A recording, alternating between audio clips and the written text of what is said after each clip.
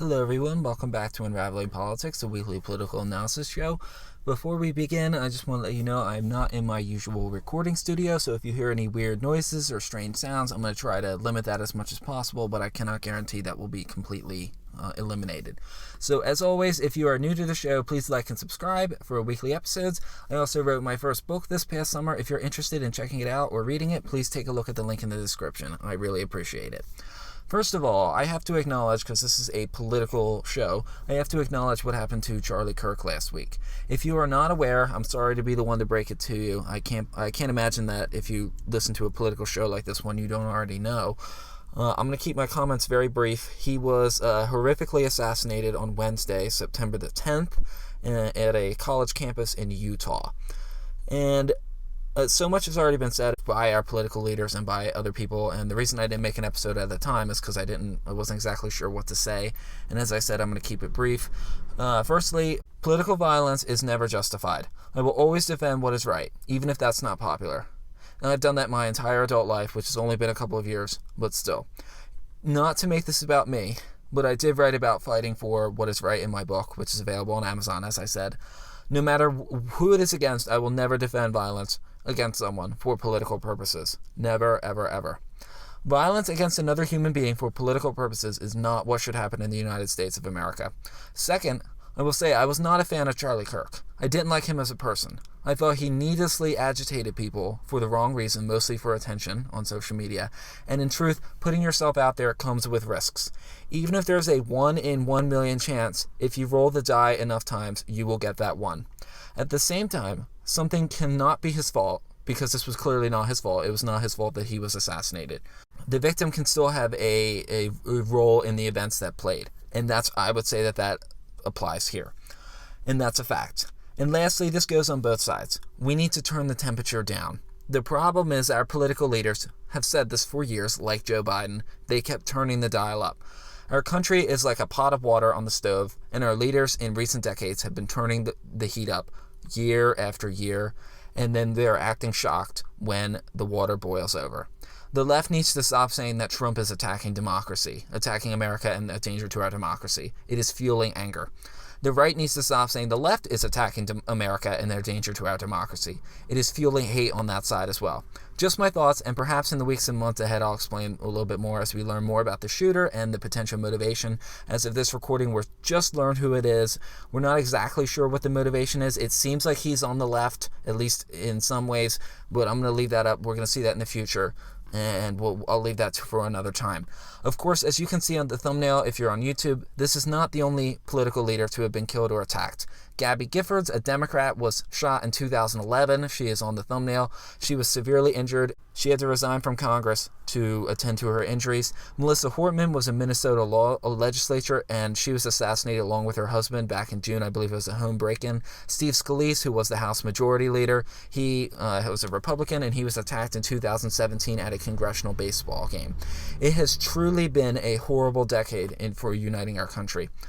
In my book on page 218, which is the second to the last one, I wrote after talking about fighting for what is right. I wrote, quote, "Lastly, when you find your cause, the issue that lights fire in your heart, fight for it with grace and conviction. Let your voice rise not in anger, but in steady, unshakable truth. Instead of using threats and violence, march with and protest with your feet, and speak boldly with passion." On page 219, I wrote, "Remember this. Bravery is not the absence of fear. Courage is not pretending the danger isn't real. The courage is knowing the risk, feeling the weight of it, and moving forward anyway. It's standing tall when your gut tells you to run, as I felt. It's speaking up when your voice shakes. It's showing up again and again, even when the outcome is uncertain." And I stand by those words I wrote 2 months ago. And I believe that whether or not you agree with Charlie Kirk, the person, that's the kind of young man he was. Was he at times overly aggressive and confrontational? Yes. Is that okay? Sometimes that is warranted. Was he violent? No, never. And that's the example that we should follow. So to conclude, number 1, you will never hear me praise political violence on the show. Number 2, this is horrific, but in a way sadly predictable. Number 3, we need to turn down the temperature. And then number 4, if you're a man of faith as I am, keep his family in your prayers.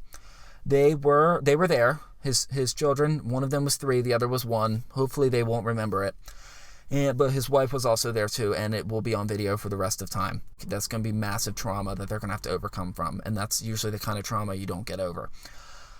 And if you're interested in seeing it, you can find it online. I watched it, and it's truly horrific. I don't recommend it, and it's not for the faint of heart.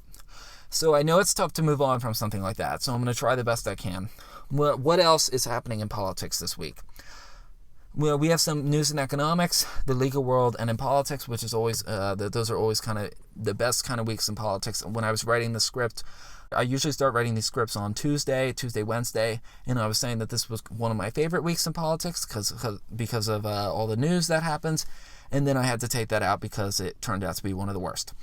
So let's start with politics as always. There was a special election in Northern Virginia to elect a new congressperson.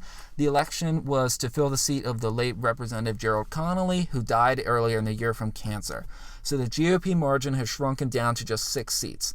Democrats now hold 213 and Republicans hold 219. So now the speaker can only afford to lose 2 votes and still win. And worse for him is Democrats are expected to pick up another seat later this month on the 23rd, which is next week. What is telling is Democrats achieved an 8-point swing in their favor in an already deep blue district, which is further evidence that Democrats are on path to taking power in the 2026 midterms. There's also another special election, as I said, on the 23rd of this month, which is just before the government funding deadline on the 30th. So if anything, this election and the next one will make a government shutdown just a little bit more likely. Now, we expect Democrats to win this seat coming up. They were obviously going to win the district that was happening. Even in a red wave year, they would still win both easily. It's the margin of victory that is revealing. And then there's another special election that is in a safe Republican seat. It's going to be very interesting. I expect Republicans to win easily. However, the margin of victory will be revealing. That's not until December, so we're a bit of a ways away from that.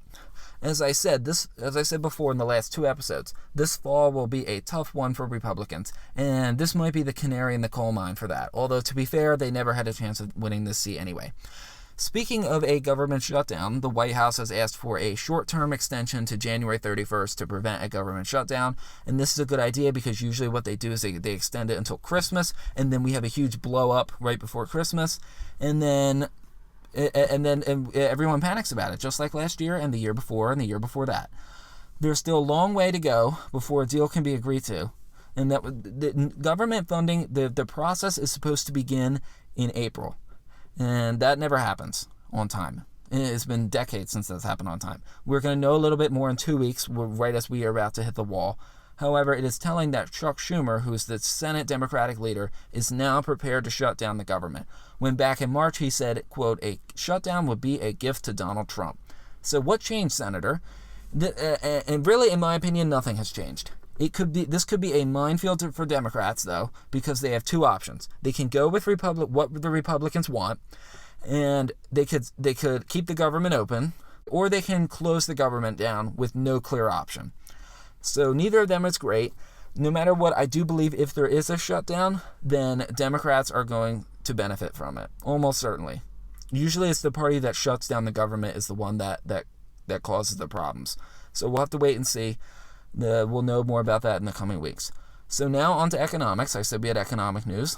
We had a story the week before last that the U.S. economy added just 22,000 jobs in the month of August, which is quite low and below the sustainable level to keep unemployment flat. The expectations were at 75,000, and obviously 22 is less than a third of that. Speaking of unemployment, the unemployment rate rose to 4.3%, which is the highest since September 2017, except for COVID-19, and including the pandemic, it's the highest since October 2021, which was at 4.5%.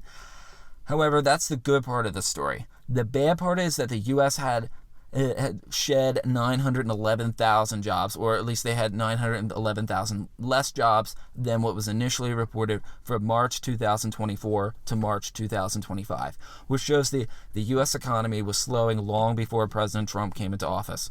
The report doesn't say when those overestimations took place. We don't know if it was, for example, more January to March that they've been off, or if it's it's more equal on all of the months. I assume it's not equal. Here's a chart from the New York Times assuming that it is evenly spread, and as you can see, it's pretty dramatic. It's a large revision, but in truth, it's not surprising. What concerns me for the present is that the numbers we have today are probably also an overestimate too, but that's speculation. We'll have to wait and see. So where does that lead us? Well, the next Fed meeting is this week, and I now have no doubt they will cut rates. The question is by how much? 25 basis points or 50 basis points? Trump is obviously going to feel vindicated. He's been saying since he came into office that they've been needing to cut rates. And there is some merit to that argument. For example, I think many agree the Federal Reserve was too late raising rates after COVID. This time I'm not so sure. I think the Fed did the best they could considering the geopolitical uncertainty, particularly with the tariffs. So I'm not going to jump on the hate bandwagon. As for the data, I do hope that this vindicates Trump's move to fire the Bureau of Labor Statistics head. Not for political purposes, but because the numbers are horribly wrong. And here's the thing. If we got more accurate numbers over these last few months, the Fed would have likely lowered rates by now. They've been flat since Biden left office, interest rates. It is so important to have accurate data, and in recent years, the data has been more and more off. Before we move on, lowering rates, well, I think that will still happen. The most recent inflation report shows inflation has been steadily rising. And now we're at 2.9%, which is quite high compared to the last few months. However, the job market seems to be the priority here. And as I said, I imagine there will still be dropping rates. They'll still drop rates no matter what. The question is by how much. Lastly, as I expected, the Supreme Court has decided to review whether Trump's tariffs were legal or not. So this kind of brings us back to politics. This comes after two rulings from lower courts. They ruled that unilateral tariffs without Congress were not legally permissible. The timetable here is a bit longer than I expected. The court will hear oral arguments in early November, and they will issue a ruling sometime after that, probably before Christmas. Usually the court issues rulings in June, but this case is on fast track, so we will probably hear back before the end of the year. As I've explained before, and I'll explain this again, this court ruling, whenever that does happen, this is not about the steel and aluminum tariffs that have been used because that used a different legal authority. Instead, this is about the so-called reciprocal tariffs and the 10 to 15% baseline tariffs on the whole world, as well as the 25% retaliatory tariffs on some goods from Canada and Mexico regarding fentanyl and border crossings. So we shall wait and see. There may be other avenues for the president to pursue tariffs, so I think even if these tariffs are struck down, they will come back. Will the court uphold them? That's obviously the million-dollar question. And I'm skeptical they will, but I think they will. Mostly because during the Biden administration, they were skeptical of broad executive actions without specific reference in the Constitution. For example, the student debt relief plan that went down in flames. However, this court is more ideologically aligned to Trump, so there could be a reason that they could uphold them. I think they will uphold them, but I'm still skeptical. And then the last topic, that is the last topic. However, there is, I did want to mention on the same day as the assassination of Charlie Kirk, we did see that Russians were spotted in Poland. It's too early to know what's going on. I will update you next week. It's a scary first in the three, it was Russian planes. It's a scary first in the 3-year-long conflict between Ukraine and Russia. So if anything comes of that, then I'm going to talk about that next week. Alrighty, that is it for this episode. I wish we had better news. It's pretty much bad news all around. Hopefully next week is a little bit better. We will be having a special episode. I believe that's coming out on Thursday, and that's going to be pretty boring, but I think it's important, so please tune in for that. That one's about taxes. So lastly, if you like the video, please subscribe and like it, of course, share it with your friends, and check out my book in the description below, and I will see you all later this week. Bye-bye.